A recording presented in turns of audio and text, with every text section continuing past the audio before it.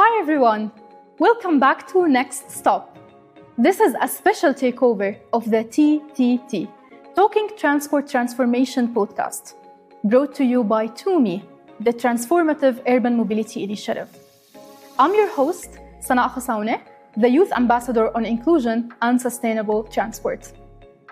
In today's episode, we are joining a global moment to spotlight women in STEM, the women who are designing, building, and engineering cities and transport systems of tomorrow. And in this episode, I'm joined by a young urban planner and a female entrepreneur who is proving that there is no linear path into mobility and that women can lead and can build new solutions to transform how cities move. Please join me in welcoming Regina Paredes, the CEO and founder of Muevetex. It's a startup that is using data and technology to transform informal transportation in Mexican cities. Regina, welcome to Next Stop. Hi, Sana. I'm super happy to be here with you. Thank you so much for joining. I can see a collection of mini buses behind you. Can you tell me a little bit about it? Yes, of course. Actually, it is the first time that I'm showing my collection, but I think that this reason was perfect. When I started with Muevetex, I started collecting buses because it's a way of reminding me this whole passion that I have for public transport. So yes, I'll be happy to share more with you about the whole story. I remember when I met you last year in Germany, and I was asking Keisha and Anna and the team, which one is Regina? And they would tell me, she's the young girl with the bus tattoo. So this is how I refer to you now. Regina, she's the young entrepreneur with a bus tattoo. I know that your background is in urban planning and that your startup is focused on transportation and mobility, in particular informal transportation. I want to hear the story in your own words. How did you decide that transportation is part of your mission and that you want to build a solution that will transform everyone's lives? Yes, perfect. So everything started when I was in university and I used public transport every day. Here in Mexico, most of the cities don't have digitized information. So if you want to move from one place to another, then you have to ask other users or the driver without having reliable information. And the commuting times are super long. So I would take almost 2 hours to get to school when by car you would take almost 15 or 30 minutes, So there was this day when I didn't know when the bus was coming. I had to attend to exam and the bus never arrived. So I have to take another route. And then it took me to another place. So there were a lot of things. As an urban planner, I knew the importance of public transport to transform a city, to take people from different spaces of working and schools and also recreation areas. And I was how is it possible that in some cities of the global north, we have information available and you even know when the bus is arriving. And here in Mexico and in most cities of the global south, we don't have that information, and that we have normalized not having that information and also having the efficient systems. So after these all complaints that I had and also all the users had, because almost 70% of the users are unsatisfied with the public transport system, I decided that I had to stop complaining and start to do something about it. And I started digitizing the routes by myself, writing in the buses and mapping the routes. But then I figured out that I couldn't do it alone. So I invited other users to map the routes and started this crowdsourcing campaign aiming to map for the first time the fifth biggest urban area of Mexico that has more than 2 million inhabitants. Wow, this is really amazing. I really like how you turned your frustration as a transportation user into a solution that would impact not only your personal journey, but also the journeys of maybe tens of thousands or hundreds of thousands or maybe millions of Mexicans every day. And this actually makes me think that we need to make young people interested in building career paths in transportation and in mobility, because many of us find ourselves in this field driven by passion, or we either work on a project that excites us into like entering the field as professionals, or we find ourselves really passionate about offering a solution to an existing problem. But I'm sure that we can find many young talents that are able to provide new perspectives and new tools to transform transportation if we provide a clear pathway to work or develop a career in transportation. Regina, I know that you founded your startup to tackle informal transportation, and as a person working in this field, I know that we live in very complicated cities. Transportation is not only about infrastructure, it's also a political discussion, and it's also capital incentive, so it's not easy to disrupt. When you first founded Muevetex, what were the things that you really wanted to provide as a company? And maybe you can tell me a little bit about the mission and the things that you are trying to do through this company. Yes, thanks, Anna. Well, like after I started this crowdsourcing campaign that I'm sharing with you, we aim to map like 97% of the total network that are over 300 routes. But then I was like, okay, so having this information for the first time is incredible, you know, because it was like the first official data set of public transport in the region.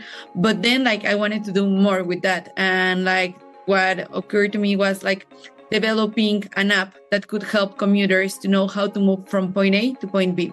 So like there were a lot of challenges, you know, like the first challenge was not having the money to develop a solution because I'm not an engineer.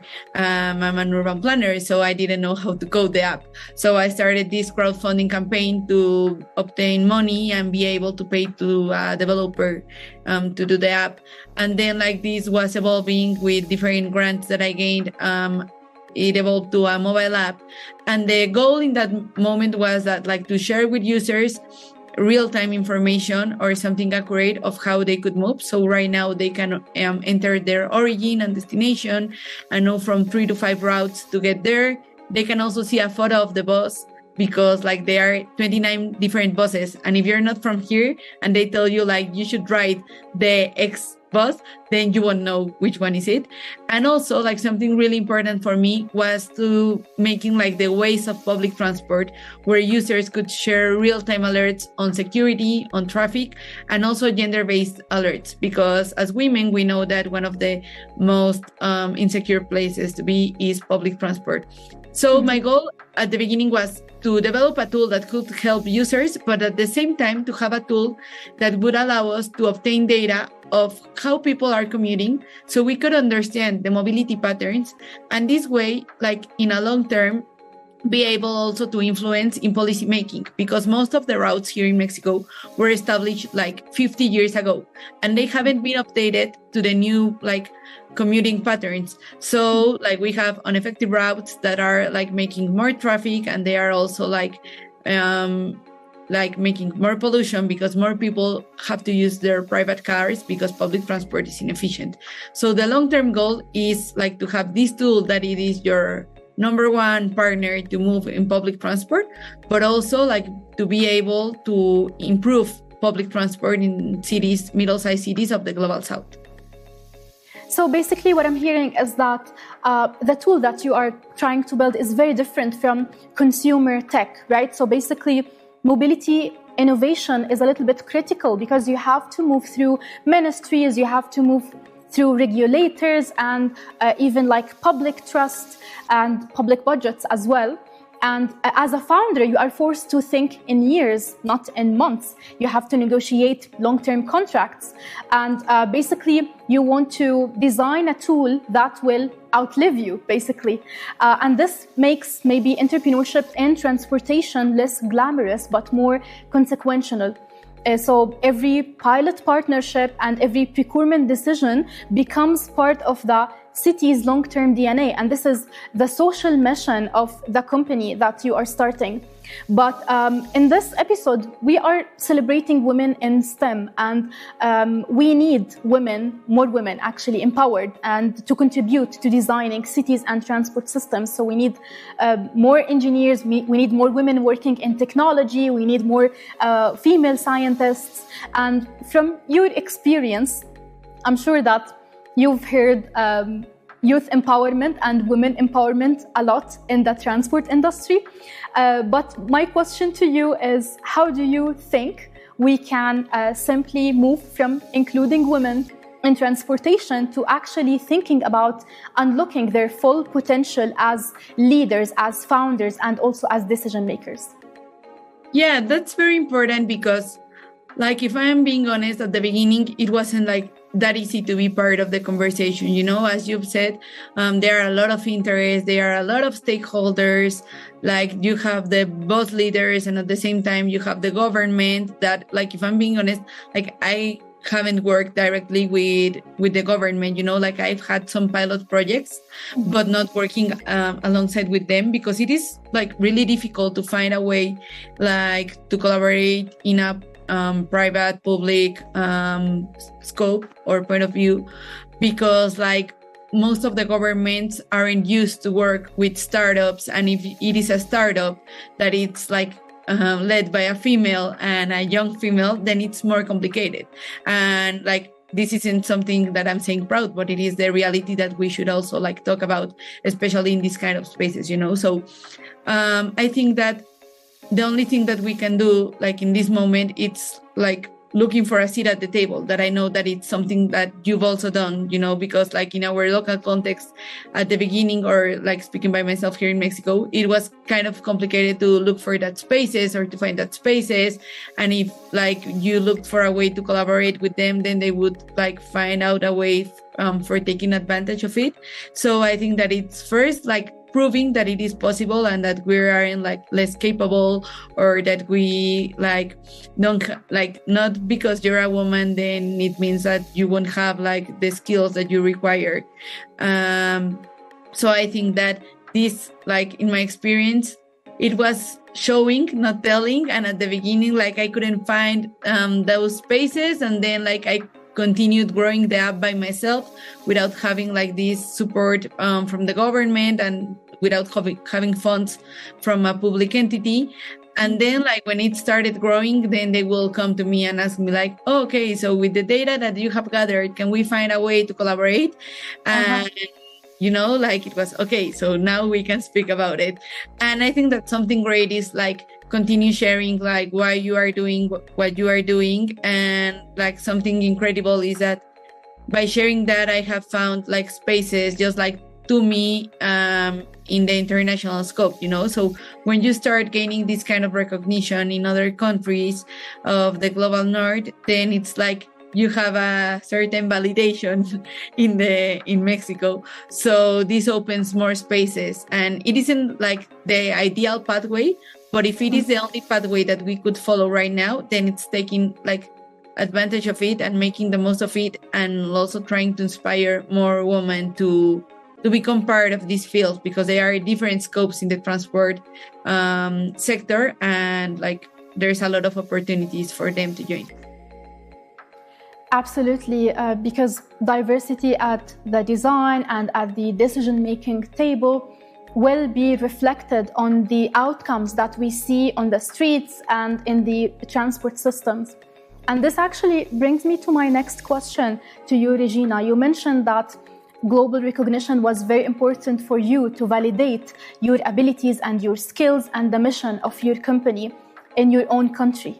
And you have been recognized as a remarkable young voice in transportation 2025, and you are also on the Forbes 30 under 30 list. What does this recognition mean to you? And how do you see this responsibility when you are on a global stage and on a global list that is seen by thousands of other young entrepreneurs your age or even younger? Yeah, no, it's amazing. Like, I think that when I started with this, I wouldn't imagine being like in Europe, having these kind of spaces. No, like my first international experience was being with the International Development Bank and the Madrid City City Hall in Madrid for 2 months in 2024. And then last year with the remarkable Young Voices in Transport that we had the opportunity to meet in Leipzig and be part of the TUMI conference. Yeah. Like it starts opening doors.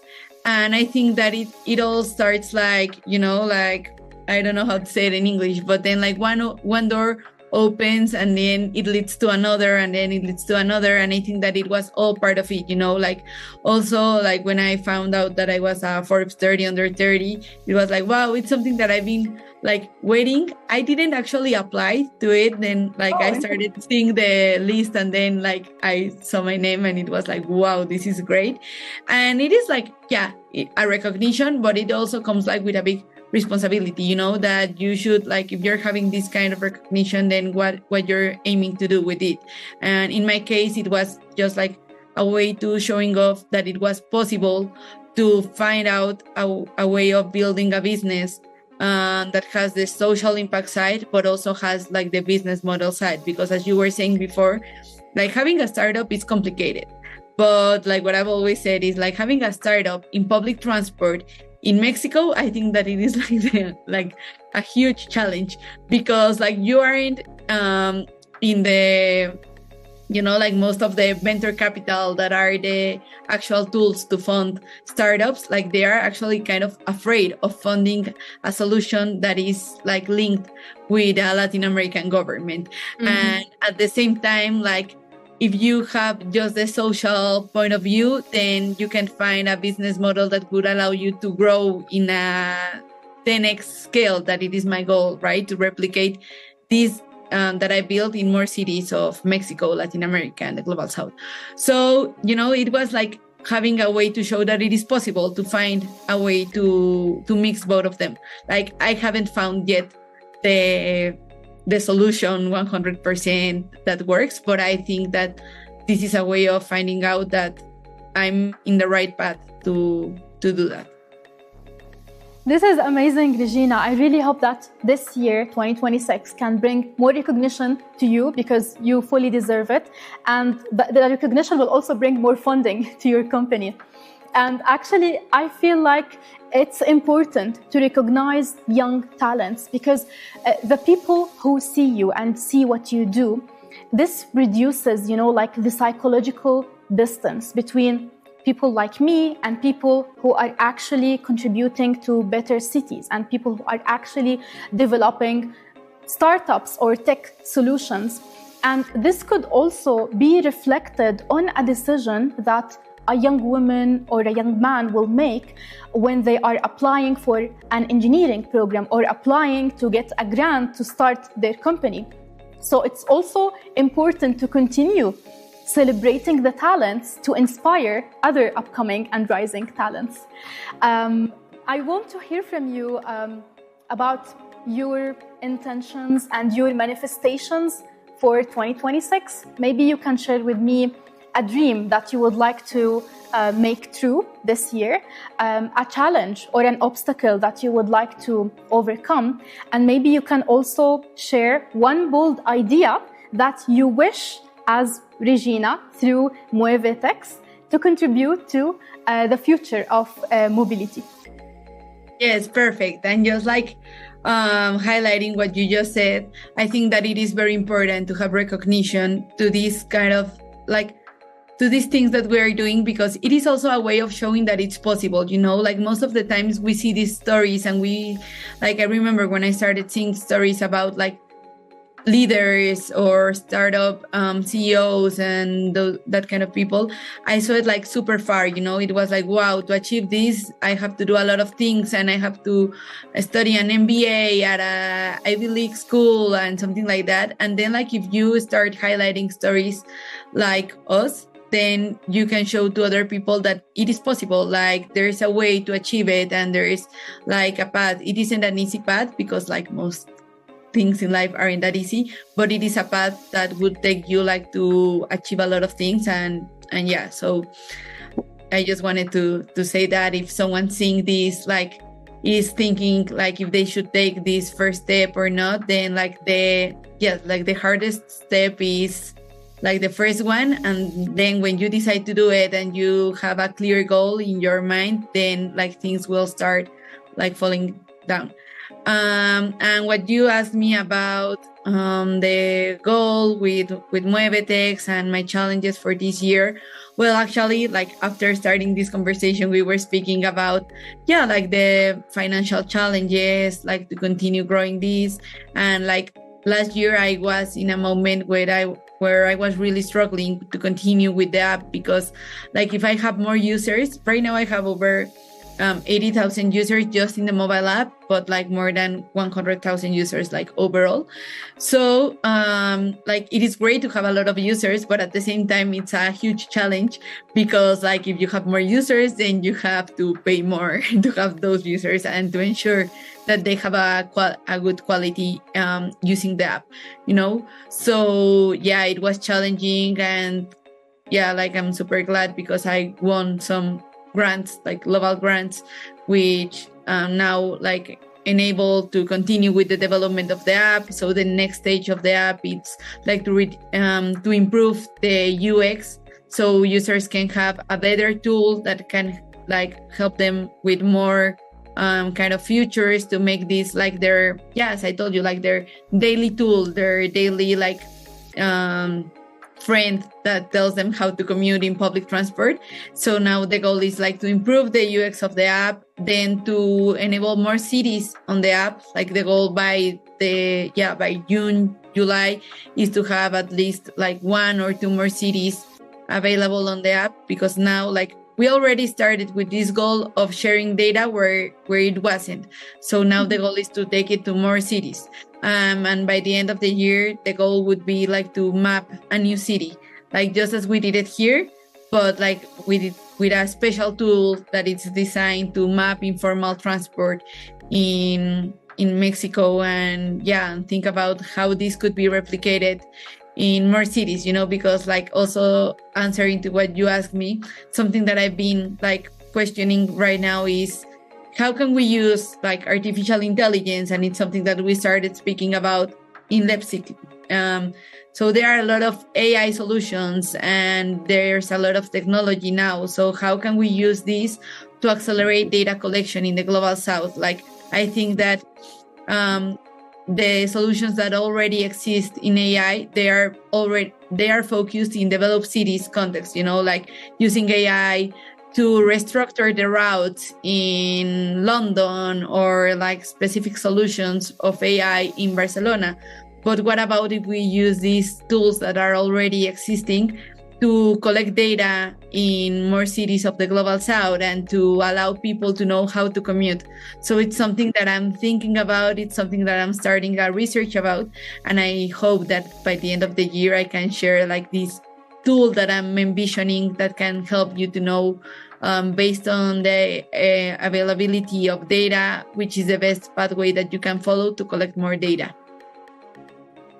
This is really beautiful, Regina. And I think since this year we are starting the new decade on sustainable transport, there is so much potential into employing AI and integrating AI in the way we are designing mobility solutions.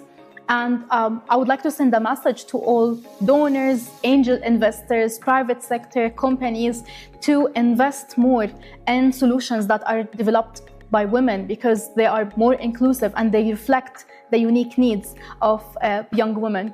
And I hope that in the upcoming decade, we can see more women like yourself developing really useful solutions for people in their cities, and that we can see you one of the most celebrated icons in mobility sector in Latin America. Regina, we have reached our final stop, so I would like to ask you about your own next stop. Is there an event that you are attending in the next few weeks, or is there a milestone that you would like to share with us? Where are you headed next? So like, as I was sharing, the next milestone will be like releasing this new version of the app, of the mobile app, that it would be like by March, April, hopefully. It will bring like new features, better user experience. Now you can save your favorite routes. The app will suggest you like some kind of places based on your mobility pattern. So I think that this is amazing. Like I'll be attending to San Francisco to pitch Muevetex in a NGO accelerator. I will share more about it.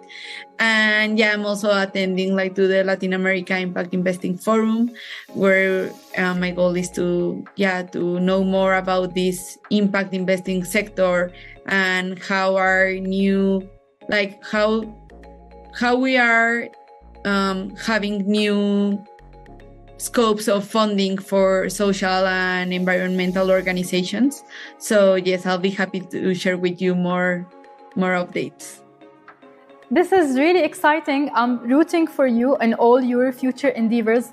And I would like to add the links to your LinkedIn profile and to the chapter that speaks about your experience in transportation in the publication of The Remarkable Young Voices in Transport in the description box. So everyone that is interested in learning more about your application or interested in reaching out to you, they can reach you directly.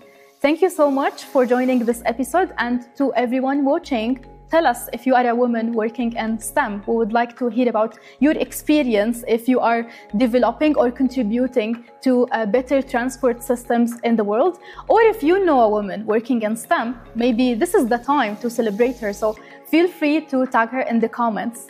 See you next time. Thank you so much for watching.